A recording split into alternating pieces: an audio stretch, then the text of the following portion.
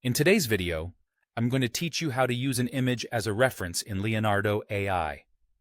First things first, let's kick things off by accessing the image generation tool. You'll want to navigate to the Leonardo AI image generation page. This is where all the magic happens, laying the groundwork for creating stunning visuals that either reflect or take inspiration from the images you love. Once you're on that page, the next step involves opening the image guidance panel. To do this, take a look at the prompt bar you see on your screen. Right there on the far left, you'll spot an image icon. Go ahead and click on it. This opens up the image guidance panel, which is crucial because it allows you to manage and select the reference image you intend to use. Now that the panel is open, you have a couple of choices. You can either upload your own image by clicking on Add an image to get started, or, if you prefer, choose from your personal feed or select a previously generated image. This flexibility means you can work with whatever reference you feel will best inspire your creation. Once your image is in place, it's time to choose the appropriate reference type. This step is vital because it determines how your image inspiration will carry over to your project.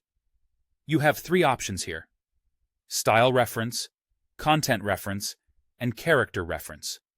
If you go with style reference, you're essentially transferring the aesthetic qualities like color palette or brushwork from the reference image to your generated image. It's perfect if you want the feel and look of your inspiration to shine through. On the other hand, with content reference, the focus is on guiding the actual composition and layout of your generated image, so it mirrors the positioning and structure of your original. Lastly, character reference is designed to ensure consistency in character design, capturing the likeness and key details from your reference image. This is particularly useful if you're working on a series or need to maintain a specific likeness. Following this, you'll want to adjust the strength of the reference, a setting that controls how strongly the reference influences the generated image. Typically, your options will range from low to max. If you crank it up to a higher strength, your result will closely adhere to your reference image, capturing more of its essence. Finally, enter your prompt. This is your chance to provide a descriptive cue that outlines the elements you want in your generated image. Precision is key here, as a well-crafted prompt guides the AI effectively and ensures the end result aligns with your vision. And there you have it.